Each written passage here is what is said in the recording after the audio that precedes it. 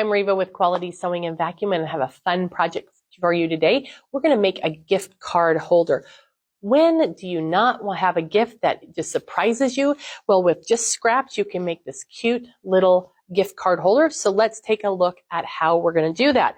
So what we need is 2 pieces of fabric, and the fabric is 6 1/4 by 4 1/4, just 2 pieces. And this is just quilting cotton. So just stuff you have left over from a project is absolutely perfect. You're going to need 2 pieces of ribbon, and about 7 or 8 inches is great. It gives you something to work with. You need a marking pen, scissors, a nice little circle because we're going to make curved corners, pins, and then a point turner is helpful, and a measuring tool. So first thing I'm going to do is I'm going to take 1 piece of fabric and I'm going to find the center. We can do that just by simply, giving it a crease, finding the center, and we're going to place one of our ribbons right there in that edge.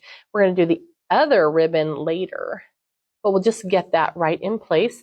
And then we need to just tuck that up because we don't want to sew through it. And then we're going to take our 2 pieces of fabric and we are going to put them right sides together. Now, I'm going to give this a quick little pin to hold the layers together. The end that you put your ribbon on is the top. So just remember that is your top edge.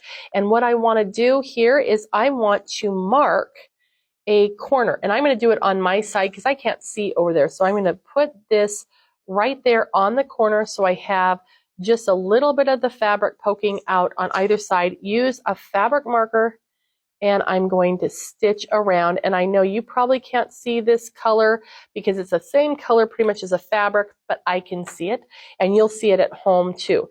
And then I'm going to fold this in half because then I only have to cut it once. But when I folded it, look what I did. I shifted the fabric layers. So let's give this a good pin right here so that layer doesn't shift. And I'll put one on this side too. And then we'll fold it and we will trim it. This way they'll match. Okay, so just trim around that corner and we're done. Okay, so now let's stitch this guy together. We're going to stitch all the way around the edge, but we want to leave the side open about this much so we can turn it right side out. So I'm going to use a 1/4 inch seam allowance, and you do want to make sure you're using a 1/4 inch seam allowance, because if you don't, you know what, your gift card's just not going to fit. And I'm using this 1/4 inch mark right here on the bed of my machine, or it's actually on the bobbin cover. And so I'm just going to keep my fabric lined up with that. If your machine doesn't have this, you can use a 1/4 inch foot. You can also use a 1/4 inch stitch if your machine has that. A lot of machines do. Now I'm a little bit over, so I'm going to rotate back and just try to take just one more stitch. There we go. And then we will stitch on down and around. Now when we get to the corner here, the curved corner, let me take out my pin. I'm going to anchor my finger on the curve and try to force it around that corner.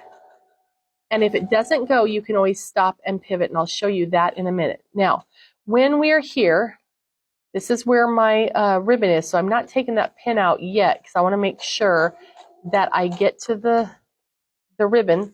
Take the pin out before the needle gets to the pin, and then we're going to do a quick back stitch over that ribbon to make sure it's anchored well. Okay, now if you don't want to pivot like I did at the previous one, just every stitch or so, just give it a little, raise your presser foot just a little bit so you can pivot around. And that will help give you a nice smooth corner. And the reason why you lift your presser foot is it releases the pressure on the fabric.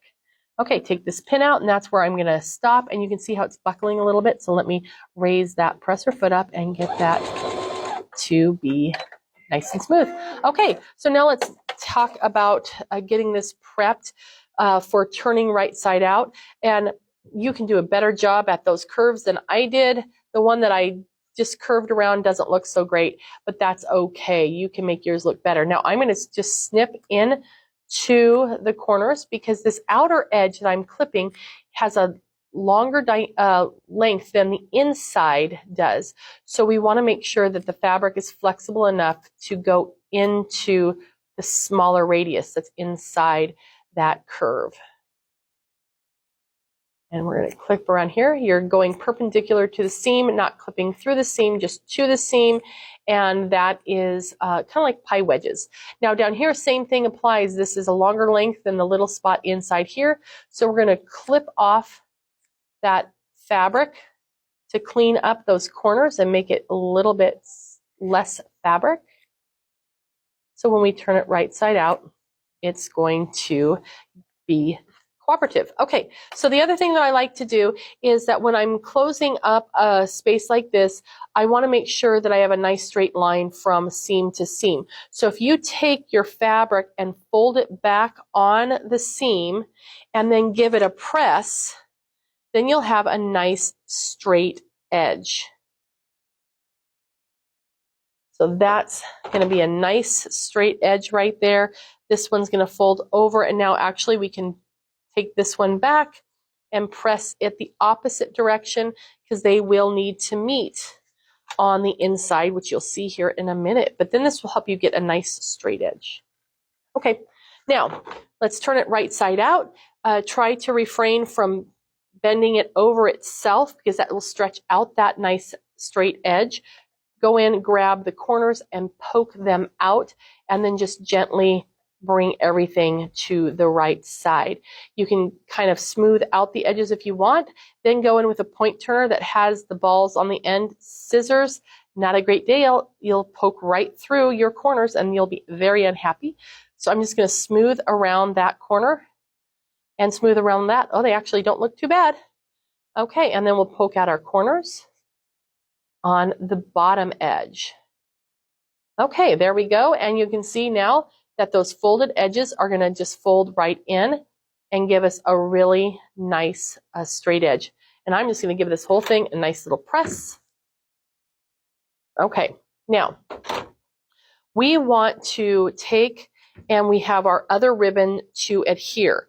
So what we're going to do is measure up 1 3/4 inch and the center. So if I'm at, there we go, there's my center is about right there. Well, I should have noticed it's right on that little guy there. So let me just mark that. And I'm just going to mark that little section. Again, I don't know if you can see it, but I sure can. And I'm going to take my ribbon and I want to fold over the edge there. And I'm going to have the folded edge face toward the top and the raw edge down facing toward the bottom edge. And I'm going to place my ribbon right there and we're going to pin it into place.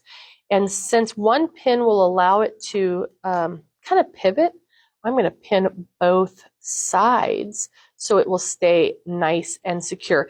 And then I'm just going to go and do a nice little quick stitch across that edge there, about a 1/16 of an inch from it. I've got the foot sitting on it, so I'm taking out the one pin and I'm going to start by going back and then I'm going to stitch across. Okay, and let's lock that stitch off. Okay, now all we have to do is stitch around the edge.